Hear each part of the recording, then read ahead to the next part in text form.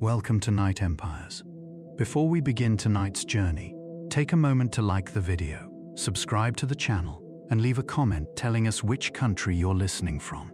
Now, lower the lights, get comfortable, and allow the noise of the modern world to slowly drift away. Tonight, we are traveling into the vast and fascinating world of Ancient Persia. Ancient Persia was an empire of distance before it was an empire of conquest. When most people imagine powerful empires, they often picture armies marching across battlefields or kings sitting upon magnificent thrones. Persia certainly had both. Yet what made the Persian Empire truly remarkable was something less dramatic.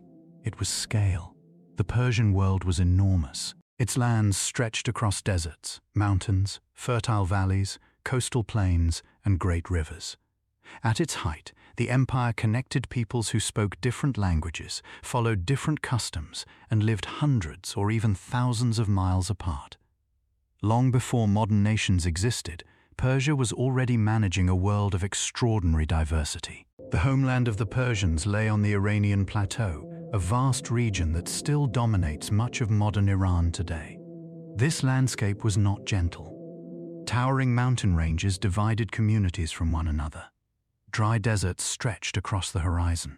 Summers could be intensely hot, while winters in higher elevations could be surprisingly cold.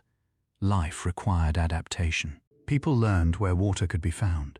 Farmers developed methods for growing crops in difficult conditions. Shepherds guided flocks across rocky terrain.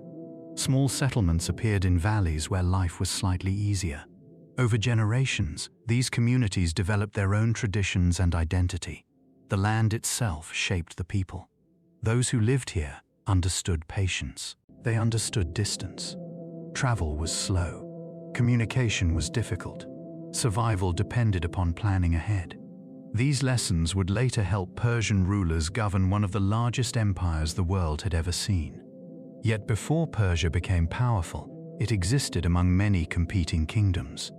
The ancient Near East was a crowded political landscape. To the west stood powerful Mesopotamian cities. To the north were ambitious kingdoms seeking influence. Across neighboring regions, rulers competed for land, resources, and prestige. The Persians were not initially the strongest among them. For centuries, they remained relatively small. They lived under the shadow of larger powers and played only a modest role in regional politics. If a traveler had visited the Persian homeland during those early centuries, they might never have guessed that this region would one day dominate much of the known world. History often hides its future well. One of the most valuable resources in ancient Persia was water. This may sound simple, but water shaped nearly every aspect of life. Rainfall was unpredictable in many areas. Rivers were not always nearby. Entire communities depended on careful management of limited supplies. To solve this problem, ancient engineers developed remarkable underground channels known as qanats. These systems transported water from distant mountain sources through tunnels dug beneath the earth. The technology was ingenious. Because the water traveled underground, much less was lost to evaporation beneath the hot sun. Some qanat systems extended for miles. Workers spent years digging and maintaining them. The result was a network that allowed agriculture and settlement to flourish in places that otherwise might have remained empty. Many of these systems survived for centuries. Some continued operating well into the modern era. The Persian talent for organization did not begin with empire. It began with practical problems. How do you move water? How do you sustain communities? How do you connect distant places? These questions would eventually influence the way Persia governed its territories. Religion also played an important role in Persian life. Among the most influential beliefs was a faith that later became known as Zoroastrianism. It is one of the oldest organized religions in the world. Its teachings emphasized truth, responsibility, justice, and the ongoing struggle between good and evil. Followers believed that every person had choices to make. Actions mattered. Honesty mattered. The decision to support truth over falsehood mattered. These ideas would become closely associated with Persian kingship. Rulers often presented themselves not merely as conquerors, but as defenders of order and justice. Whether they always lived up to that ideal is another question. Yet the ideal itself remained important. Meanwhile, trade connected Persia with distant lands. Caravans crossed deserts carrying precious goods. Merchants transported textiles, metals, spices, livestock, and luxury products between regions. Along with merchandise came stories, languages, technologies, and beliefs. Persia sat at a crossroads of civilizations. Ideas traveled through its territory just as frequently as goods. A merchant leaving Central Asia might eventually encounter traders from Mesopotamia. Travelers from distant regions shared knowledge about lands they would never personally visit. The Persian homeland became part of a much larger world. This exchange helped prepare Persia for its future role. Empires require more than soldiers. They require administration. They require communication. They require an understanding of many different peoples. Long before Persian armies marched across continents, Persian society was already developing the skills needed to manage complexity. The foundations were quietly forming. Villages became towns. Trade routes expanded. Cultural traditions deepened. Generations passed. And somewhere within this landscape, a young prince was growing up. His name would eventually become one of the most famous in human history. He would unite the Persians. He would defeat powerful rivals. And he would create an empire unlike anything the world had seen before. His name was Cyrus. And in our next chapter, we will follow the extraordinary rise of Cyrus the Great and witness the birth of the Persian Empire. Chapter 2. Cyrus the Great changed the ancient world before most of it knew his name. In the previous chapter, we explored the Persian homeland, a world of mountains, deserts, trade routes, and small communities spread across the Iranian plateau. It was a land that taught patience, it taught resilience, and it quietly prepared the foundations for one of history's greatest empires. Yet empires do not emerge on their own. Sooner or later, a person appears who changes the direction of events. For ancient Persia, that person was Cyrus the Great. Few rulers have left a reputation quite like his. Many conquerors are remembered for destruction. Some are remembered for ambition. Others are remembered for fear. Cyrus is unusual because he is often remembered for something different: respect. More than 2,000 years after his death, historians still debate exactly how much of his legend is true. But there is little doubt that he transformed the ancient world. Before Cyrus rose to power, the Persians were subjects of the Median Empire. The Medes were their neighbors and, in many ways, their relatives. They shared cultural similarities and occupied nearby territories. Yet it was the Medes who held authority. The Persians remained subordinate. For generations, this arrangement seemed stable. Then Cyrus arrived. Ancient sources tell many stories about his early life. Some sound almost mythical. One account claims that a Median king received frightening dreams predicting that his grandson would one day overthrow him. Fearful of this prophecy, the king supposedly ordered the child to be killed. Yet the infant survived. He was secretly raised far from court and eventually returned to claim his destiny. Whether these stories are true remains uncertain. Ancient writers often surrounded famous rulers with dramatic legends. What matters is not necessarily the accuracy of every detail. What matters is what people believed. Generations after Cyrus lived, people still felt compelled to explain his success through stories of fate and prophecy. That alone tells us how extraordinary his rise appeared. As a young ruler, Cyrus inherited leadership of the Persian people. At first, his position may not have seemed particularly remarkable. Many local kings ruled small territories throughout the region.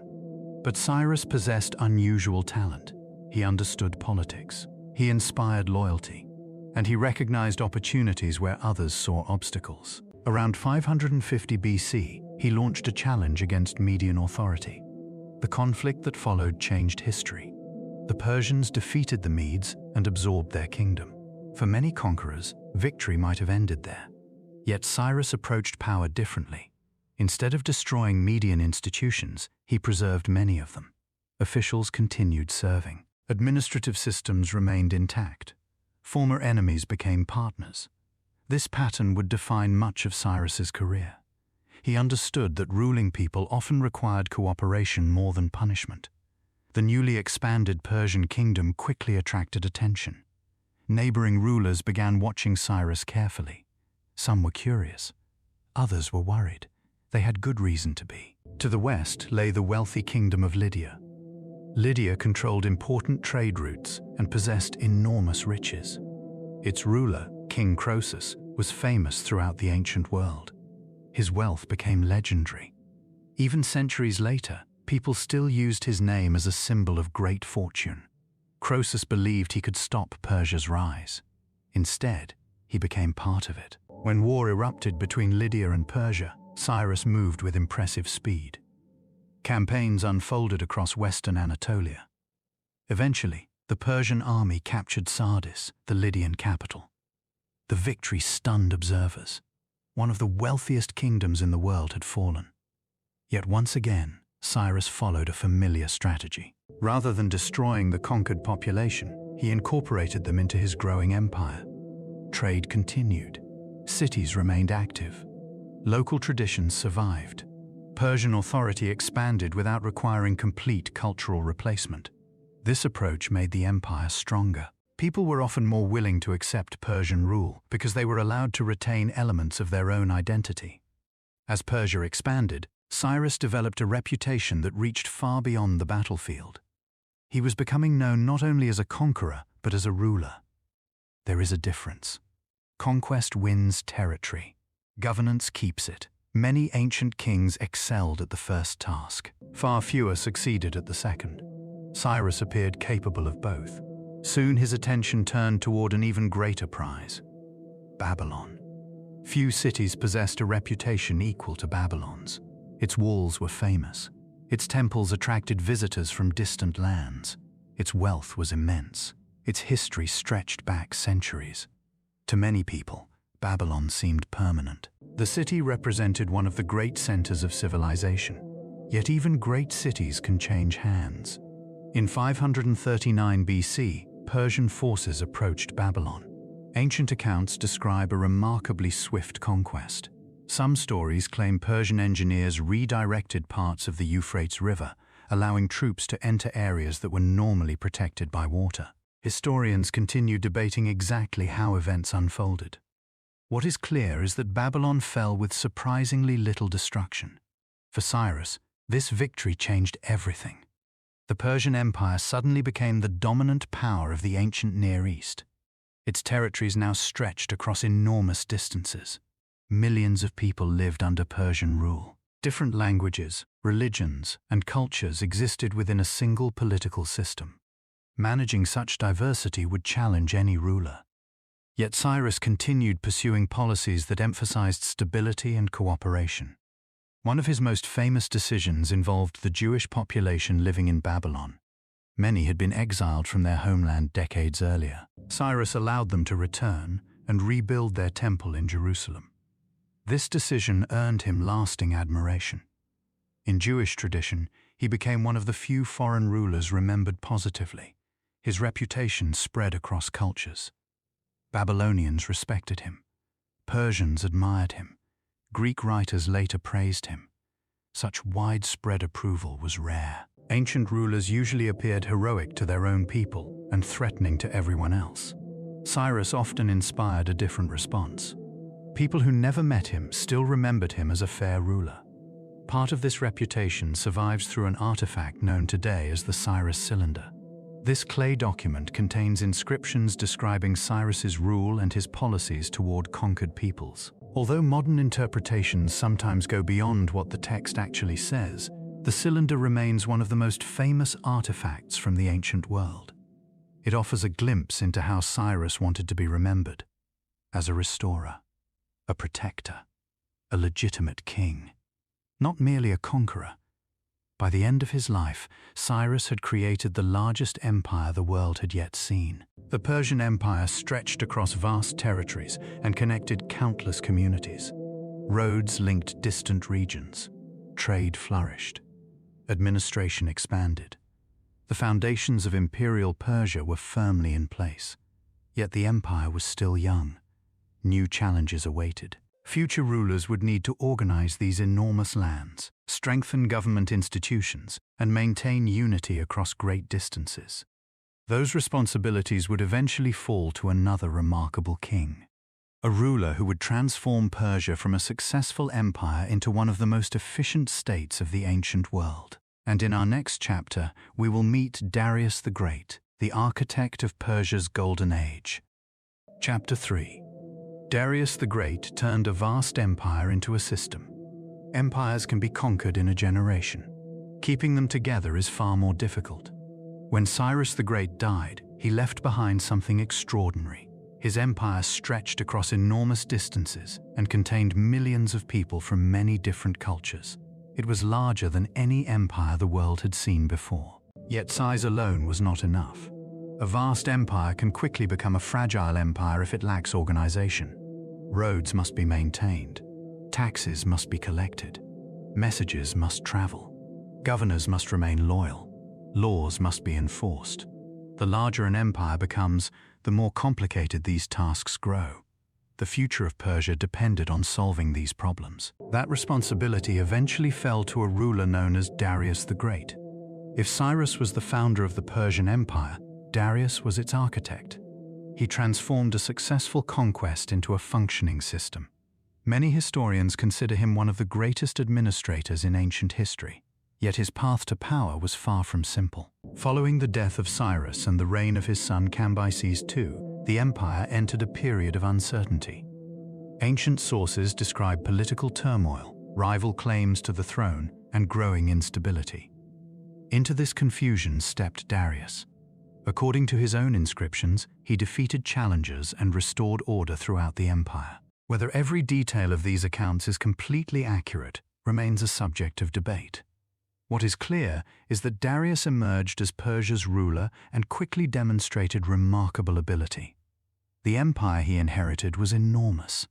The challenge was making it manageable. Imagine trying to govern territories stretching from Egypt to Central Asia without telephones, computers, railroads, or modern transportation. Even delivering a message could take weeks. Information traveled only as fast as a horse could carry it. For Darius, communication became one of the most important priorities. His solution was one of the ancient world's greatest infrastructure projects, the Royal Road. This famous route connected major regions of the empire and dramatically improved communication. Stretching for more than 1,000 miles, it linked distant provinces to the imperial center. Along the road stood relay stations where fresh horses and riders waited. A message could travel far more quickly than before.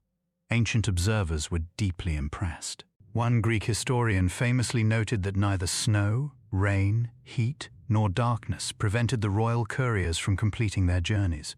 Centuries later, similar words would inspire modern postal services. The Royal Road was more than a transportation route. It was a tool of government. It helped transform distance into connection. The empire no longer felt quite so vast. Information flowed more efficiently. Orders reached governors more quickly. Officials could respond faster to emerging problems. In many ways, the road became the nervous system of the Persian Empire. But communication alone could not solve every challenge. Darius also reorganized the empire into administrative regions known as satrapies. Each satrapy was governed by an official called a satrap. These governors managed local affairs while remaining accountable to the king. The system allowed local administration without sacrificing central authority. It was a careful balance. Too much local independence could encourage rebellion. Too much control from the center could create inefficiency.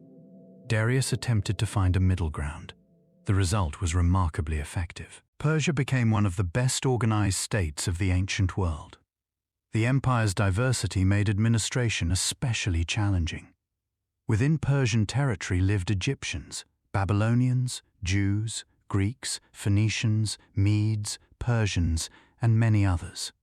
Each group possessed its own traditions, languages, and customs. Rather than forcing everyone into a single cultural identity, Persian rulers often allowed considerable local autonomy. Communities could maintain many of their traditions while still participating in the larger imperial system. This flexibility contributed to stability. People were more likely to accept Persian rule when their own customs remained respected. Darius also paid close attention to economics. Trade flourished throughout the empire. Merchants traveled along roads connecting distant regions. Goods moved across deserts, mountains, rivers, and seas. The Persian Empire effectively linked multiple economic worlds together. Products from India could eventually reach the Mediterranean. Egyptian goods could travel eastward. Ideas moved alongside merchandise. The empire became a vast network of exchange. To support this system, Darius introduced standardized coinage. One of the most famous Persian coins was the gold daric. Reliable currency simplified trade and strengthened economic activity across the empire. For merchants, consistency mattered. A shared monetary system reduced uncertainty and encouraged commerce. Darius understood that prosperity supported stability. People who benefited from imperial order were more likely to support it. The king also invested heavily in construction projects. Across the empire, impressive buildings demonstrated Persian power and sophistication. Among these projects, one city became especially important: Persepolis. Unlike older capitals inherited from previous rulers, Persepolis was designed as a grand ceremonial center. Construction began during Darius's reign and continued under his successors. The city occupied a magnificent terrace surrounded by mountains. Visitors approaching Persepolis encountered enormous staircases, elegant halls, and intricate carvings. The architecture reflected both power and diversity. Artists incorporated influences from many regions of the empire. Delegations from different peoples appeared in stone reliefs, bringing gifts and tribute. The imagery communicated an important message. Persia ruled many nations, but those nations formed part of a larger imperial order. Persepolis was not merely a city. It was a statement, a physical representation of imperial unity. Darius also left behind written inscriptions that provide valuable insights into his thinking. In these texts, he frequently emphasized justice, order, and truth. Like earlier Persian rulers, he presented himself as a defender of stability against chaos. Whether viewed as political messaging or sincere belief, these themes appeared repeatedly throughout his reign. For Darius, good government required both authority and legitimacy. People needed to believe that order served a purpose. By the end of his reign, the Persian Empire had reached extraordinary levels of organization. Roads connected provinces. Governors managed local affairs. Trade flourished. Construction projects showcased imperial strength. Communication networks linked distant regions. The empire functioned with a sophistication rarely seen in the ancient world. Yet no empire exists in isolation. To the west, another civilization was growing in confidence. A collection of Greek city-states watched Persian expansion with increasing concern. Tensions slowly began to rise. Misunderstandings multiplied. Conflicts emerged. What began as regional disputes would eventually grow into one of history's most famous rivalries. And in our next chapter, we will explore the fascinating relationship between Persia and the ancient Greeks, a story that would shape both civilizations for centuries to come. Chapter 4. Persia and Greece were bound together long before they became rivals. History often remembers Persia and Greece as enemies. The image is familiar. Persian kings commanding vast armies, Greek warriors defending narrow mountain passes, epic battles that would later become legends. Yet the relationship between these civilizations was far more complicated than simple conflict. Long before famous wars were fought, Persia and Greece were already connected through trade, travel, diplomacy, and shared curiosity. They knew far more about each other than many people imagine. The ancient Greek world was very different from Persia.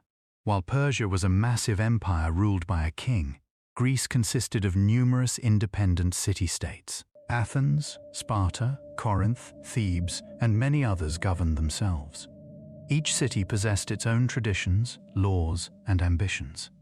To Persian observers, this political arrangement may have seemed unusual. How could so many separate communities function without a single ruler? To many Greeks, however, independence was a source of pride. Their political systems varied, but local autonomy remained important. These different approaches to government would eventually influence how each civilization viewed the other. Yet geography ensured that interaction was unavoidable.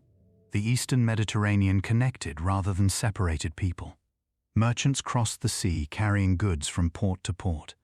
Ideas traveled alongside cargo. Languages mixed in marketplaces. Cultures influenced one another through everyday contact. Many Greek communities actually lived within territories controlled by Persia. Along the western coast of Anatolia, in what is now modern Turkey, Greek cities flourished.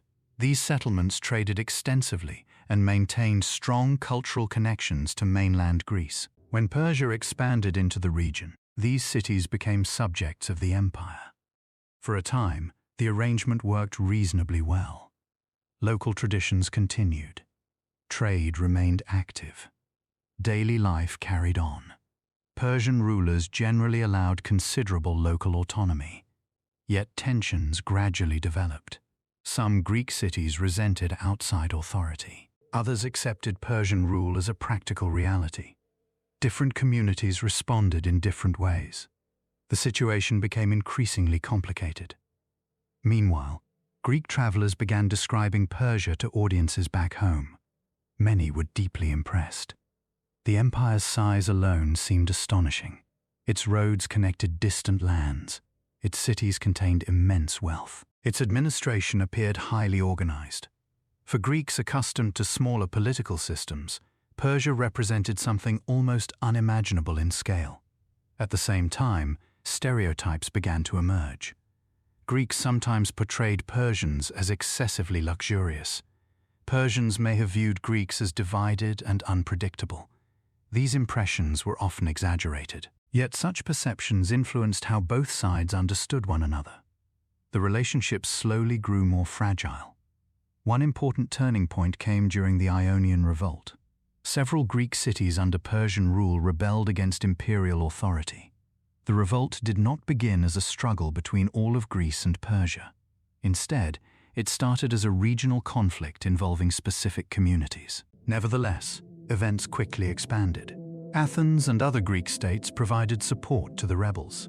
For Persian leaders, this assistance represented interference in imperial affairs. The rebellion was eventually suppressed. Persia restored control, yet memories remained. Trust had been damaged.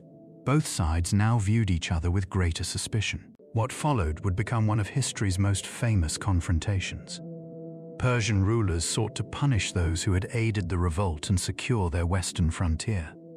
Greek city-states prepared for possible conflict. The stage was set. Yet it is important to remember that neither side fully understood how significant these events would become. To the people living through them, uncertainty remained constant. No one knew which civilization would ultimately hold the advantage. One of the earliest major encounters occurred at Marathon in 490 BC. A Persian force landed in Greece and confronted Athenian defenders.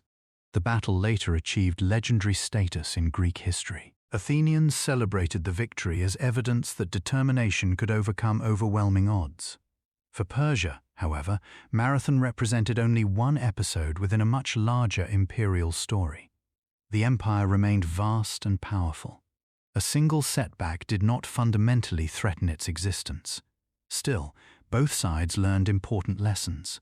Future confrontations seemed increasingly likely. A decade later, another Persian ruler entered the story. His name was Xerxes. As the son of Darius the Great, Xerxes inherited one of the largest empires in human history. He also inherited unfinished business with Greece. Preparing for a new campaign required enormous effort. Troops gathered from across the empire. Supplies were assembled. Engineers constructed bridges and logistical systems to support movement. The scale was extraordinary. Ancient writers often described the preparations with awe. Whether every number recorded is accurate remains uncertain. What matters is the impression. Observers believed they were witnessing one of the largest military operations ever attempted. When Persian forces advanced into Greece, several famous events followed. Thermopylae, Salamis, Plataea. These names became central to Greek historical memory. Stories of courage, sacrifice, and resistance were repeated for generations. Yet from the Persian perspective, the situation looked somewhat different. The empire fought conflicts on multiple frontiers. Greece represented one region among many. Persian rulers governed territories stretching across 3 continents. Their concerns extended far beyond a single campaign. This difference in perspective is fascinating. For many Greeks, Persia became the defining foreign power. For Persia, Greece was important but not all-consuming. The rivalry shaped both civilizations in unique ways. Greek writers produced detailed accounts of Persian society. Some descriptions were accurate. Others reflected misunderstanding or bias. Nevertheless, these writings preserved valuable information. Much of what later generations learned about Persia came through Greek sources. At times, admiration appeared alongside criticism. Greek observers often praised Persian roads, administration, architecture, and wealth. Even rivals can respect one another. Over time, conflict gradually gave way to coexistence. Trade continued. Diplomacy resumed. Cultural exchanges persisted. The Mediterranean world remained interconnected despite political tensions. Persia and Greece influenced each other in countless ways. Ideas crossed borders. Artistic styles evolved. Knowledge spread. The relationship proved far more complex than war alone. Yet another transformation was approaching. Far to the west, a young Macedonian prince was growing up. He studied Greek culture. He learned military strategy. And he dreamed of extraordinary achievements. His name was Alexander. Soon, he would march eastward and challenge the Persian Empire itself. And in our next chapter, we will follow the rise of Alexander the Great and witness one of the most dramatic encounters in ancient history. Chapter 5. Alexander the Great destroyed the Persian Empire but could not escape its influence. Welcome back to Night Empires. Tonight, we arrive at one of history's most famous turning points. It is often described as the moment when East met West, when a young king from Macedonia marched into Asia and shattered the greatest empire of his age. But as with many stories from the ancient world, the reality was far more complicated. Alexander the Great certainly defeated Persia. He conquered its territories, occupied its capitals, and ended the rule of the Achaemenid kings. Yet the deeper story is not simply about destruction. It is also about inheritance. For although Alexander defeated Persia on the battlefield, he would spend much of the rest of his life adopting Persian customs, governing Persian lands, and ruling through systems the Persians had already perfected. The empire may have fallen, but its influence survived. And so tonight, as the modern world drifts farther away, let us travel back to the 4th century BCE and explore how one empire ended while another was born. Fact 41. Persia was already ancient when Alexander arrived. When Alexander crossed into Asia in 334 BCE, the Persian Empire was already more than 2 centuries old. That may not sound remarkable today, but in the ancient world it was extraordinary. Generations of kings had ruled from the palaces of Persepolis, Susa, and Babylon. Roads connected distant provinces. Officials collected taxes. Merchants moved goods across thousands of miles. Entire populations had lived their whole lives under Persian rule. For many people, Persia was simply the natural order of the world. The empire had become so large and so familiar that imagining its disappearance seemed almost impossible. Yet history often changes when people least expect it. Fact 42. Alexander inherited a powerful army. Alexander's success was not created from nothing. His father, Philip II of Macedon, had spent years transforming Macedonia into a military power. He reorganized the army. He introduced new tactics. He trained soldiers to fight in disciplined formations known as phalanxes. By the time Alexander became king, he inherited one of the most effective military forces in the ancient world. His soldiers were experienced, loyal, and confident. They had been prepared for conquest long before Alexander ever crossed into Persian territory. The young king provided ambition and leadership. The army provided the means. Fact 43. The Persian Empire was facing internal problems. Persia remained vast and wealthy, but it was no longer at its strongest. Court politics had become increasingly complicated. Some provinces were restless. Regional governors occasionally pursued their own interests.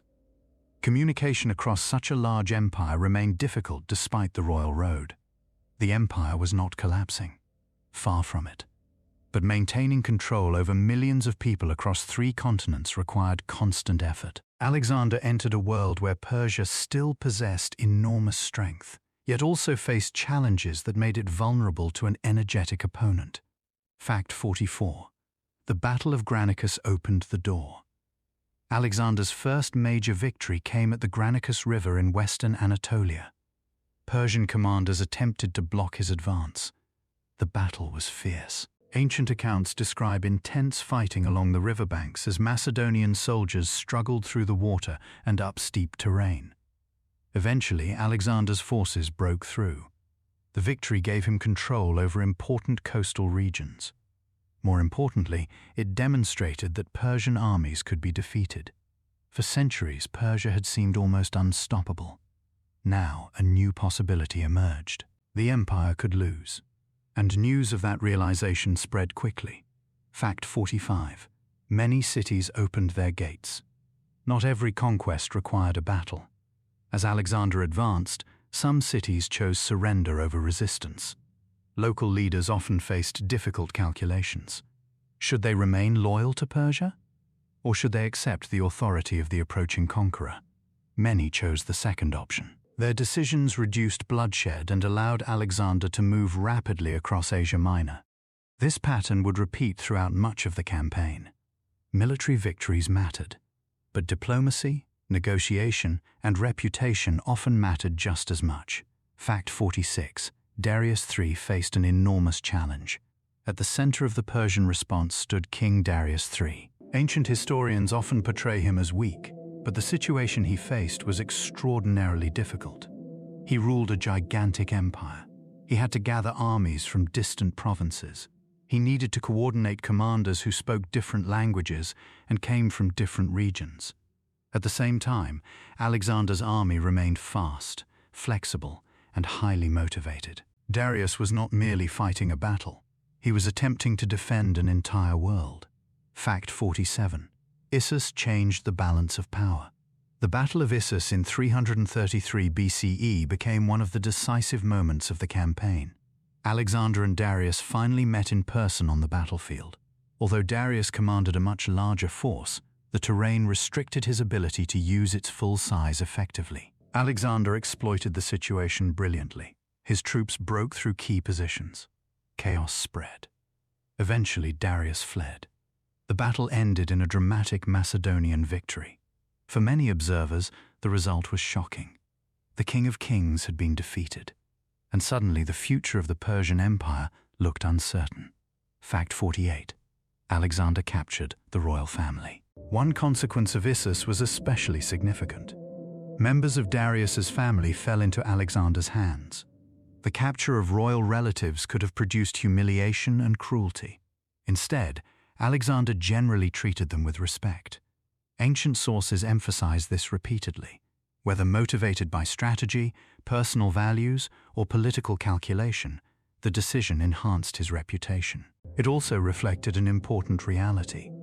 Alexander increasingly viewed himself not simply as a conqueror of Persia, but as a potential successor to Persian kingship. Fact 49. Egypt welcomed Alexander. Before pursuing Darius deeper into the empire, Alexander moved south into Egypt. The region had experienced periods of Persian rule and rebellion. Many Egyptians viewed Alexander as a liberator. He was welcomed rather than resisted. During his time there, he founded a city that would become one of the most famous urban centers in history. That city was Alexandria. Over the centuries, it would grow into a center of trade, learning, and culture. Its libraries, scholars, and merchants would connect different parts of the ancient world. Even today, the name preserves the memory of its founder. Fact 50. Gaugamela ended the Achaemenid Empire. In 331 BCE, Alexander and Darius met for the final great confrontation. The battle took place near Gaugamela. Darius carefully selected terrain that favored his larger army. Persian forces included cavalry, infantry, and specialized units gathered from across the empire. The scale was immense. Yet Alexander once again found weaknesses in the Persian line. His attack created confusion. The formation began to break. Eventually, Darius retreated. This time, the consequences were irreversible. After Gaugamela, Alexander gained control of the empire's heartland. The Achaemenid Empire, founded by Cyrus the Great more than 2 centuries earlier, effectively came to an end. Yet something remarkable was about to happen. Alexander would soon discover that conquering Persia was easier than replacing it.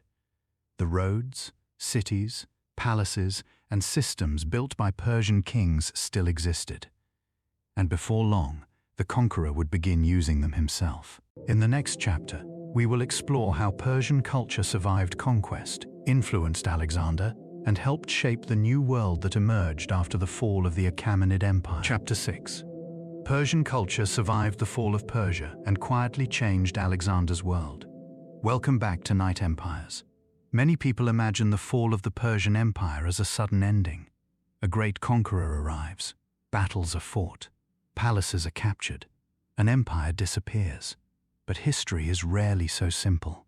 Empires can fall while their ideas continue to live. Their customs survive. Their languages remain spoken. Their administrators continue working. Their roads still carry travelers. Their traditions quietly shape the future. This is exactly what happened after Alexander defeated Persia. The Achaemenid kings were gone, yet much of the world they created remained. And perhaps the greatest surprise of all was that Alexander himself began adopting parts of Persian civilization. Tonight, we explore how Persia continued influencing the ancient world long after its empire officially ended. Fact 51.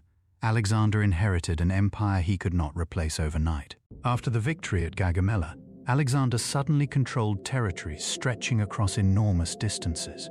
This created a problem. Winning battles was one thing.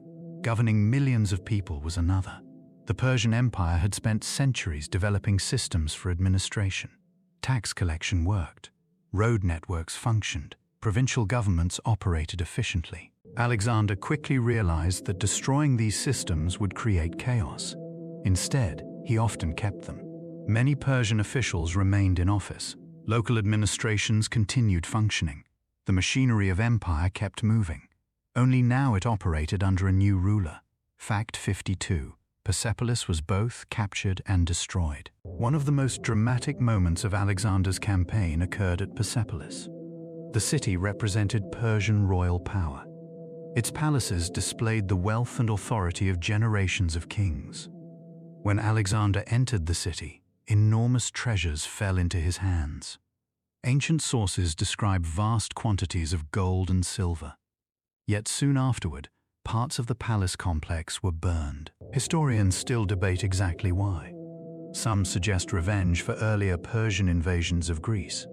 Others believe it happened during a celebration that spiraled out of control. Whatever the reason, the destruction became symbolic. The palace burned. But Persian civilization did not. Fact 53. Persian officials continued running much of the empire. Alexander lacked enough Macedonian administrators to govern every province personally.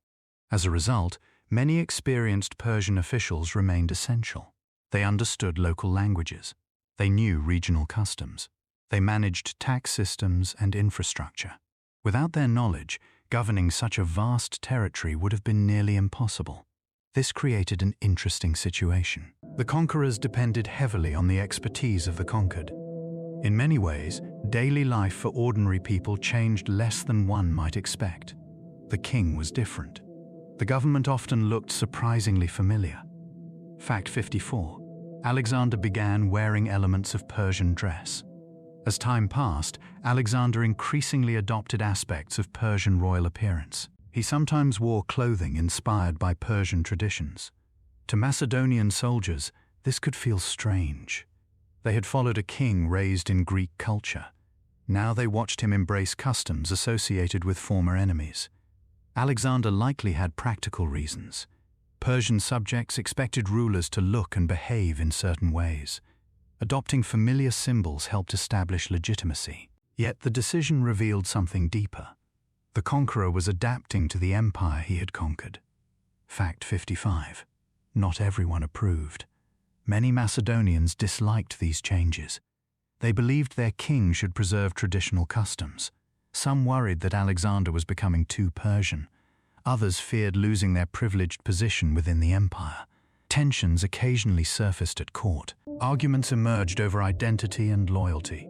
The situation highlights an important challenge faced by many rulers throughout history. How do you unite different peoples under one government? Alexander increasingly searched for answers that blended Greek and Persian traditions. Not everyone agreed with the experiment. Fact 56. Persian ceremonies influenced the royal court. Royal courts are places of symbols. Every gesture carries meaning. Every ceremony communicates authority. Alexander gradually incorporated aspects of Persian court culture into his own rule. Formal audiences became more elaborate. Royal rituals grew increasingly sophisticated. The court began reflecting influences from multiple cultures. To Persian subjects, these changes signaled continuity. To some Macedonians, they felt unfamiliar. Yet Alexander believed a ruler of a vast empire needed a broader identity than a king ruling a single nation. Fact 57. The royal road continued serving the empire. Long after Persian kings disappeared, the royal road remained valuable. Messengers still traveled across it. Merchants continued using it. Governors relied upon it. The road had never belonged solely to one ruler. It belonged to the empire itself. This illustrates one of history's recurring patterns. Infrastructure often outlives governments. A bridge may survive generations of kings. A road may continue functioning long after the empire that built it has vanished. Persia's transportation network remained one of its greatest legacies. Fact 58. Persian cities remained centers of power. Cities such as Babylon, Susa, and Ecbatana did not disappear after conquest. They remained important administrative and economic centers. Alexander spent considerable time in these cities. He used their resources. He relied upon their institutions. He governed from locations that Persian kings had used before him. The empire's geography had not changed. Its strategic centers remained valuable. Once again, Alexander found himself following paths already established by Persian rulers. Fact 59. Alexander encouraged cultural mixing. One of Alexander's most ambitious goals involved bringing different peoples together. He encouraged cooperation between Macedonians, Greeks, and Persians. He recruited Persians into military service. He promoted interaction between populations. At times, these efforts achieved limited success. At other times, resistance remained strong. Human societies rarely merge quickly. Yet Alexander's vision reflected the realities of governing a multicultural empire. He understood that permanent rule required more than military force. It required some degree of shared identity. Fact 60. The mass wedding at Susa symbolized a new world. Perhaps the clearest example of this vision occurred at Susa. There, Alexander organized a remarkable ceremony. Large numbers of Macedonian officers married Persian noblewomen. Alexander himself participated. The event was intended to strengthen ties between different groups within the empire. It symbolized a future where Greek and Persian traditions existed side by side. The long-term results were mixed.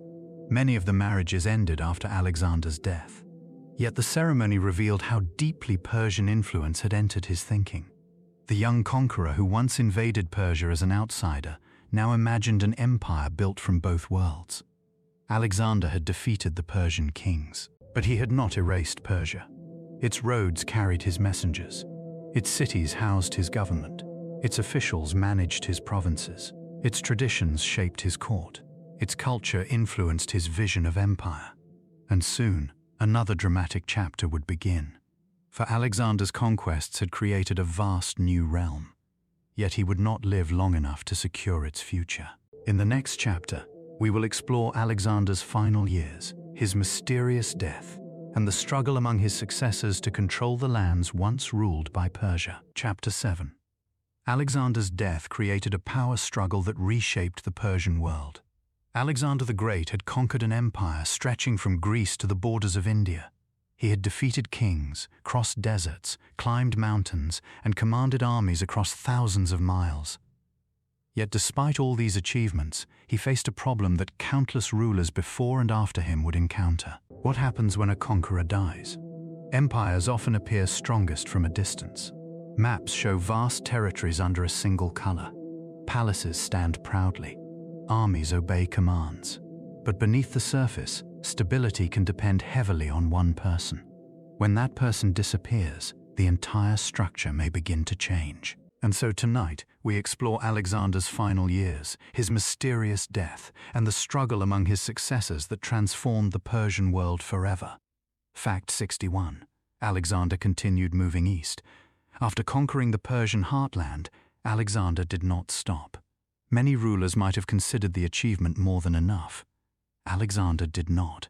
He continued marching eastward. His armies crossed regions that today include parts of Afghanistan, Pakistan, and beyond.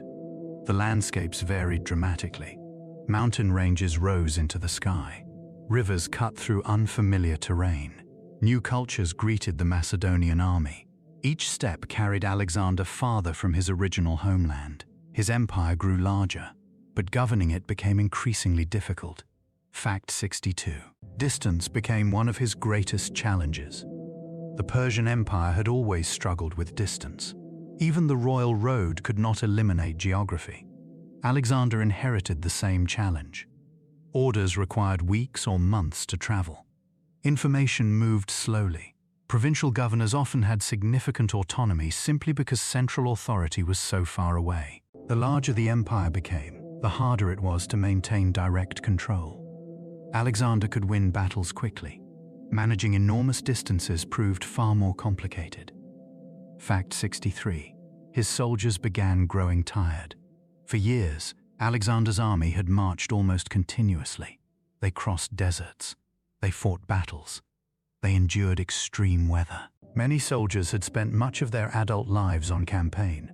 Eventually, exhaustion began to appear. The men had accumulated wealth and glory. Many simply wanted to return home. Their king still dreamed of further conquest. His soldiers increasingly dreamed of rest. This difference would become important. Fact 64. The army refused to go farther. One of the most significant moments occurred near the Hyphasis River in India. Alexander wanted to continue advancing. His troops did not. After years of campaigning, many soldiers refused to march farther east. Ancient accounts describe emotional discussions between king and army. Alexander attempted to persuade them. The soldiers remained firm. For perhaps the first time in his career, Alexander faced a limit he could not overcome. Eventually, he agreed to turn back. The decision marked the eastern boundary of his conquests. Fact 65. Returning was often harder than advancing. The journey home proved brutal. Parts of the army crossed harsh deserts where food and water were scarce. Extreme heat claimed lives. Supplies became difficult to obtain. Ancient historians describe tremendous suffering during portions of the return journey. Victories often dominate historical narratives. Yet survival frequently depended on enduring conditions that received far less attention. The return demonstrated that nature could be as formidable as any enemy army. Fact 66. Babylon became Alexander's capital. Eventually, Alexander returned to Babylon. The city remained one of the most important urban centers in the ancient world.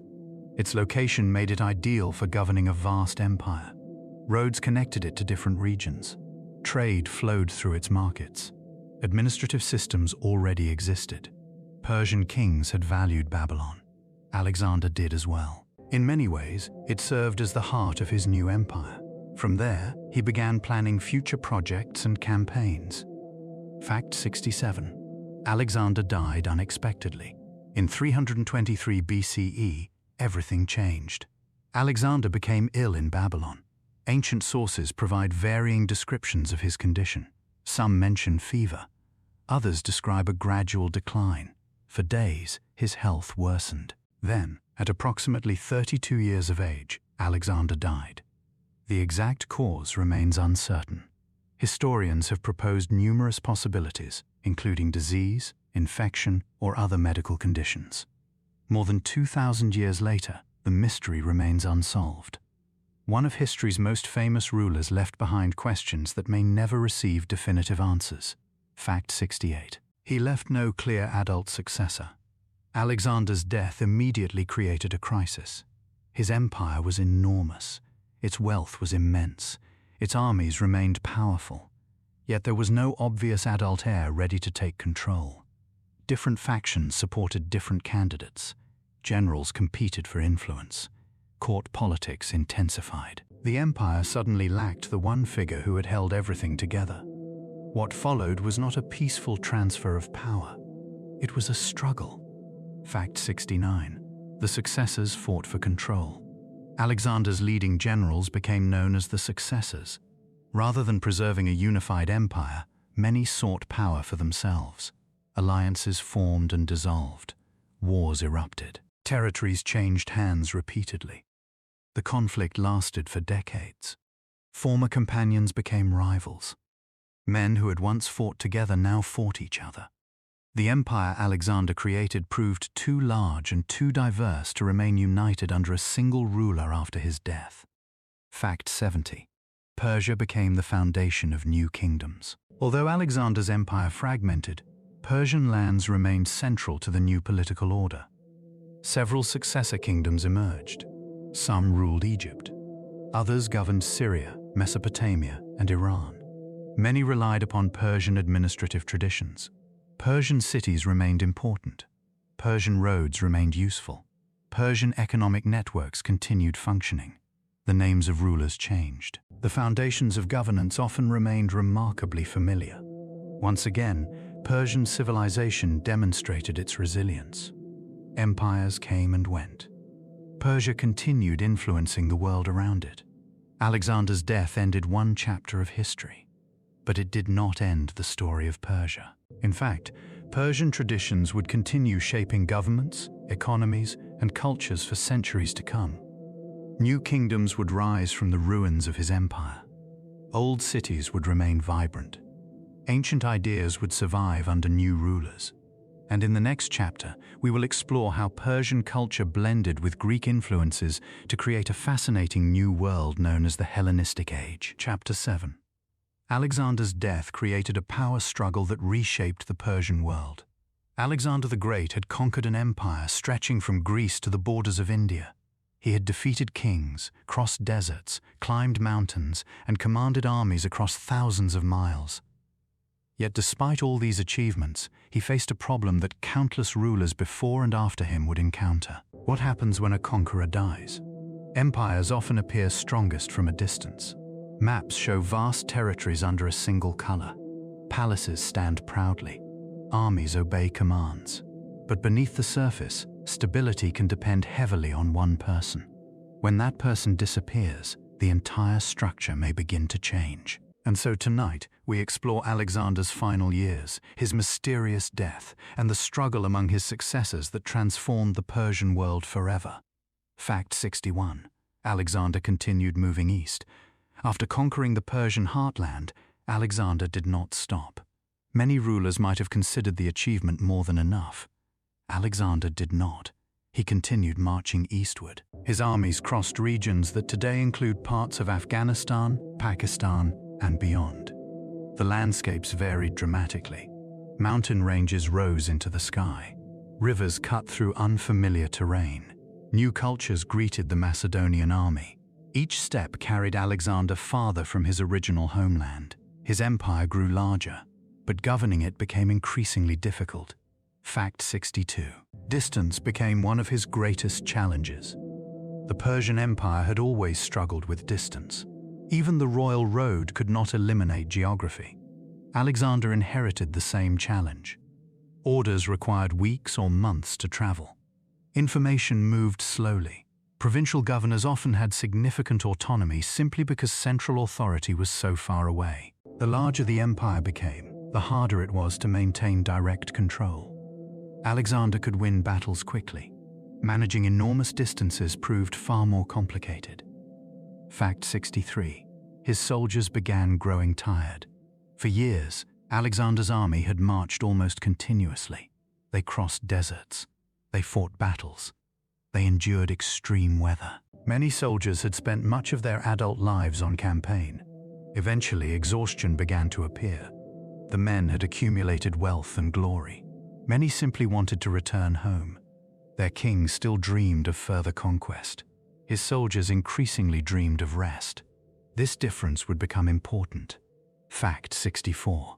The army refused to go farther. One of the most significant moments occurred near the Hyphasis River in India. Alexander wanted to continue advancing. His troops did not.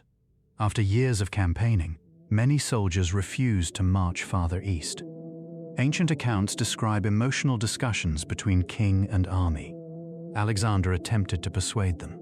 The soldiers remained firm. For perhaps the first time in his career, Alexander faced a limit he could not overcome. Eventually, he agreed to turn back. The decision marked the eastern boundary of his conquests. Fact 65. Returning was often harder than advancing. The journey home proved brutal. Parts of the army crossed harsh deserts where food and water were scarce. Extreme heat claimed lives. Supplies became difficult to obtain. Ancient historians describe tremendous suffering during portions of the return journey. Victories often dominate historical narratives. Yet survival frequently depended on enduring conditions that received far less attention. The return demonstrated that nature could be as formidable as any enemy army. Fact 66. Babylon became Alexander's capital. Eventually, Alexander returned to Babylon. The city remained one of the most important urban centers in the ancient world. Its location made it ideal for governing a vast empire. Roads connected it to different regions. Trade flowed through its markets. Administrative systems already existed. Persian kings had valued Babylon. Alexander did as well. In many ways, it served as the heart of his new empire. From there, he began planning future projects and campaigns. Fact 67. Alexander died unexpectedly. In 323 BCE, everything changed. Alexander became ill in Babylon. Ancient sources provide varying descriptions of his condition. Some mention fever. Others describe a gradual decline. For days, his health worsened. Then, at approximately 32 years of age, Alexander died. The exact cause remains uncertain. Historians have proposed numerous possibilities, including disease, infection, or other medical conditions. More than 2,000 years later, the mystery remains unsolved. One of history's most famous rulers left behind questions that may never receive definitive answers. Fact 68. He left no clear adult successor. Alexander's death immediately created a crisis. His empire was enormous. Its wealth was immense. Its armies remained powerful. Yet there was no obvious adult heir ready to take control. Different factions supported different candidates. Generals competed for influence. Court politics intensified. The empire suddenly lacked the one figure who had held everything together. What followed was not a peaceful transfer of power. It was a struggle. Fact 69. The successors fought for control. Alexander's leading generals became known as the successors. Rather than preserving a unified empire, many sought power for themselves. Alliances formed and dissolved. Wars erupted. Territories changed hands repeatedly. The conflict lasted for decades. Former companions became rivals. Men who had once fought together now fought each other. The empire Alexander created proved too large and too diverse to remain united under a single ruler after his death. Fact 70. Persia became the foundation of new kingdoms. Although Alexander's empire fragmented, Persian lands remained central to the new political order. Several successor kingdoms emerged. Some ruled Egypt. Others governed Syria, Mesopotamia, and Iran. Many relied upon Persian administrative traditions. Persian cities remained important. Persian roads remained useful. Persian economic networks continued functioning. The names of rulers changed. The foundations of governance often remained remarkably familiar. Once again, Persian civilization demonstrated its resilience. Empires came and went. Persia continued influencing the world around it. Alexander's death ended one chapter of history. But it did not end the story of Persia. In fact, Persian traditions would continue shaping governments, economies, and cultures for centuries to come. New kingdoms would rise from the ruins of his empire. Old cities would remain vibrant. Ancient ideas would survive under new rulers. And in the next chapter, we will explore how Persian culture blended with Greek influences to create a fascinating new world known as the Hellenistic Age. Chapter 9. The Parthians revived Persian power and challenged Rome for centuries. The story of Persia is not simply a story of rise and fall. It is a story of survival. Again and again, foreign rulers arrived. Empires expanded. Kings claimed victory.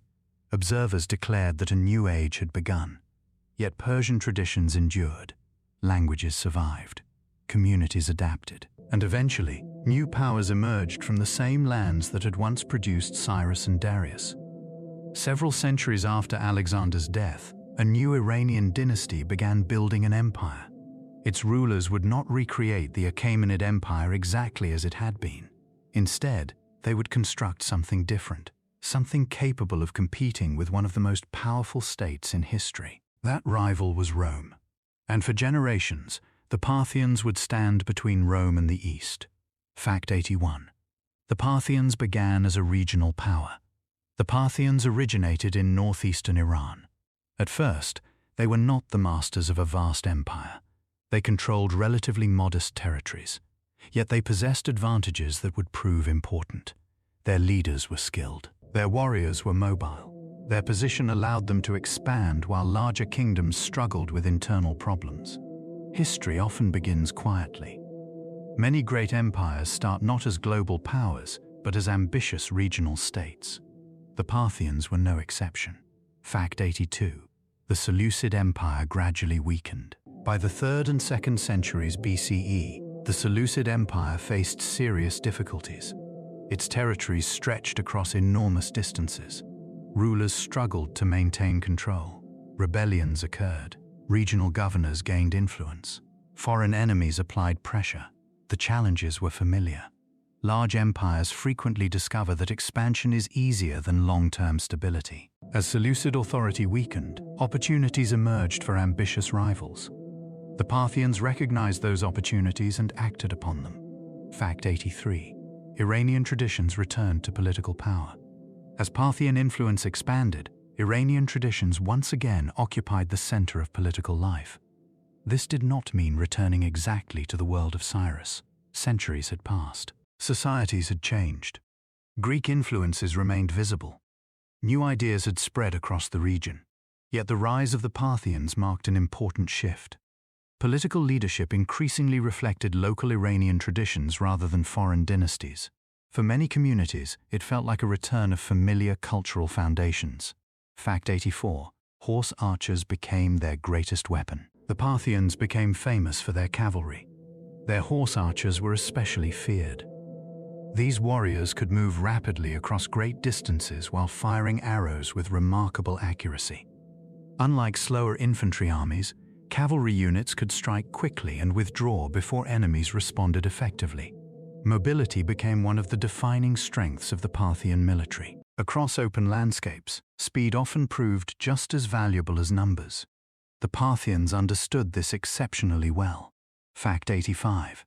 The Parthian shot became legendary. One military tactic became particularly famous. A mounted archer would appear to retreat from battle. As enemies pursued, the rider would turn and fire arrows backward while still riding away. This maneuver became known as the Parthian shot. It required extraordinary skill. Horse and rider had to move in perfect coordination. To opponents, the tactic could be frustrating and deadly. Even today, the phrase survives as a reminder of Parthian military ingenuity. Fact 86. Rome became Persia's new rival. Centuries earlier, Persian kings had competed with Greek city-states. Now a different power dominated the Mediterranean world: Rome. The Roman Republic, and later the Roman Empire, expanded steadily eastward. As Roman influence grew, it eventually encountered Parthian power. The result was one of the longest rivalries in ancient history. Neither side could easily eliminate the other. Both controlled enormous resources. Both commanded powerful armies. For generations, they would compete for influence across the Near East. Fact 87. The Battle of Carrhae shocked Rome. In 53 BCE, a Roman army under Marcus Licinius Crassus invaded Parthian territory. Crassus was one of Rome's wealthiest and most influential figures. Many Romans expected victory. Instead, they experienced disaster. At the Battle of Carrhae, Parthian cavalry overwhelmed the Roman forces. Horse archers repeatedly attacked from a distance. Roman formations struggled to respond effectively. The defeat shocked the Roman world.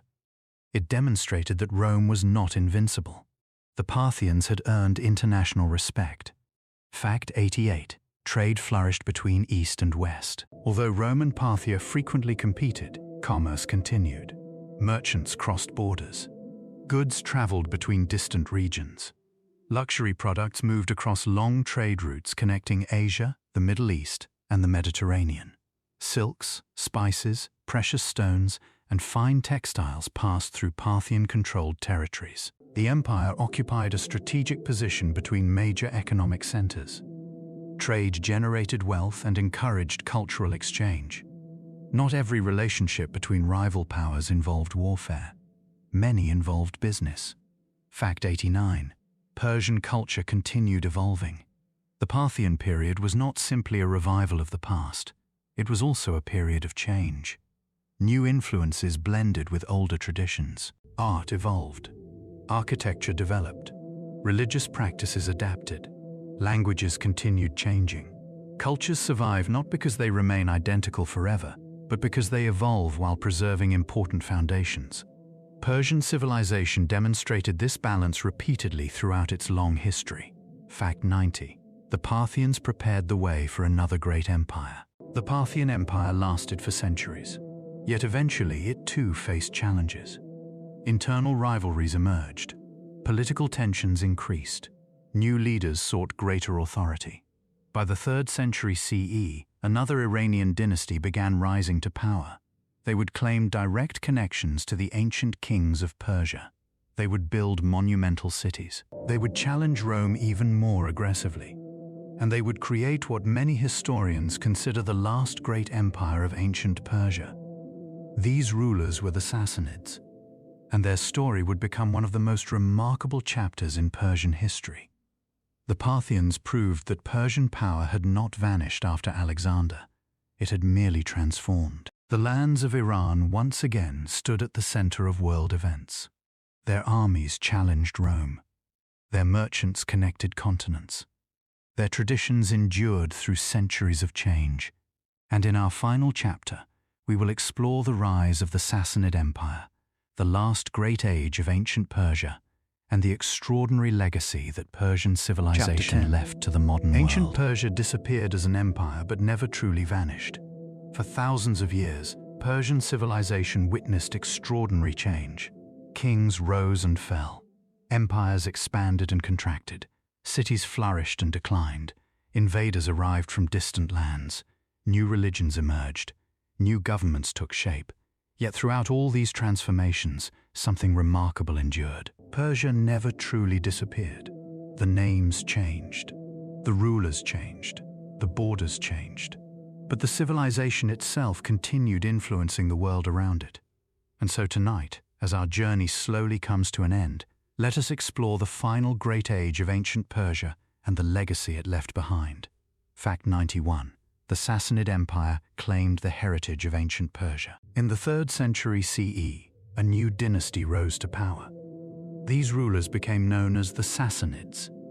Unlike the Parthians, the Sassanids openly connected themselves to the memory of the old Achaemenid kings. They celebrated Persia's ancient heritage. They promoted Iranian traditions. They viewed themselves as heirs to a long and distinguished past. The rise of the Sassanids marked the beginning of what many historians consider the final great chapter of ancient Persian civilization. Fact 92. The Sassanids built one of the strongest states of the ancient world. The Sassanid Empire quickly became a major power. Its rulers developed efficient administrations. They organized powerful armies. They supported trade networks stretching across vast distances. They constructed impressive cities and monuments. For centuries, the empire ranked among the most influential states on earth. Its wealth, military strength, and cultural achievements earned respect from both allies and rivals. Persia had once again become a center of world affairs. Fact 93. Rome faced an even stronger Persian rival. The Parthians had challenged Rome. The Sassanids continued that tradition. For generations, the Roman and Persian worlds competed for influence. Armies marched across frontier regions. Diplomats negotiated treaties. Merchants crossed borders. Sometimes peace prevailed. Sometimes war returned. Neither civilization could easily dominate the other. Instead, they became two of the great powers of late antiquity, shaping events across the Near East for centuries. Fact 94. Ctesiphon became a magnificent capital. One of the most important cities of the Sassanid Empire was Ctesiphon. Located near the Tigris River, it served as a political and economic center. The city grew into one of the largest urban settlements of its era. Palaces, markets, and government buildings reflected the empire's wealth. Travelers arriving there would have encountered a vibrant capital connected to trade routes reaching across continents. For centuries, Ctesiphon stood among the great cities of the ancient world. Fact 95. Persian scholars preserved knowledge. The Sassanid period became an important age of learning. Scholars collected information from many regions. Ideas moved between cultures. Scientific, medical, and philosophical knowledge circulated through Persian lands. Civilizations often serve as bridges connecting different parts of the world. Persia frequently played this role. Knowledge from one region could travel through Persian territories and eventually reach another. The empire helped preserve and transmit valuable learning across generations. Fact 96. Trade connected Persia to distant civilizations. Persian merchants participated in networks that linked East and West. Goods arrived from India. Silks came from China. Products traveled toward the Mediterranean. Caravans crossed deserts. Ships carried cargo across seas. These exchanges connected communities separated by thousands of miles. Long before modern globalization, Persia occupied a strategic position within international trade. Its location helped make it one of history's great crossroads. Fact 97. Religion continued shaping society. Zoroastrianism remained closely associated with the Sassanid state. Its traditions influenced law, culture, and daily life. Temples operated throughout the empire. Religious ceremonies marked important moments in society. At the same time, Persia remained home to diverse communities. Different faiths and traditions existed within its borders.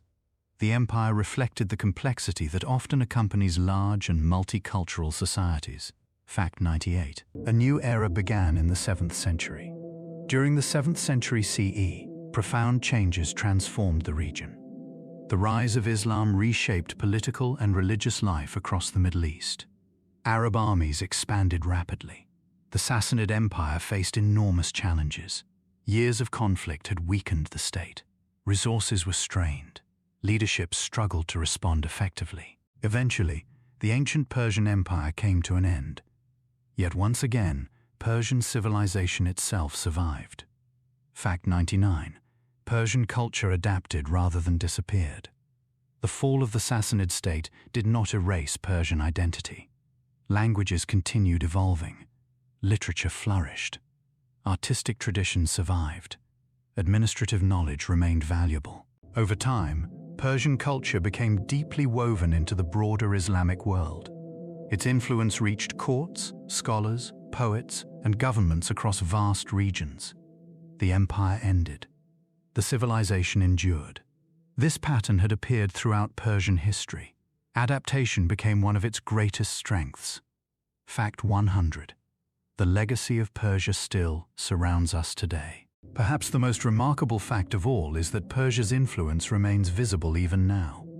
Ideas about administration, infrastructure, diplomacy, and governance helped shape later civilizations. Trade routes connected distant societies. Cultural traditions inspired generations of artists and writers. Ancient Persian achievements influenced kingdoms, empires, and nations long after the original empire disappeared. When we study Persia, we are not simply examining a lost world. We are exploring part of the foundation upon which much of later history was built. Its story reaches far beyond ancient battlefields and royal palaces. It continues into the present. And so, our journey through 100 sleepy facts about ancient Persia comes to an end. From the windswept Iranian plateau to the palaces of Persepolis, from Cyrus the Great to the Sassanids, from desert roads to international trade networks, we have followed the story of a civilization that repeatedly adapted, survived, and influenced the world around it. As sleep slowly approaches, perhaps one final thought is worth remembering. Empires often seem permanent while they exist, yet every empire eventually changes. What truly endures are the ideas, traditions, and human experiences that continue long after political borders have faded. Thank you for joining this journey through ancient Persia. Sleep well. And until our next adventure, good night from Night Empires.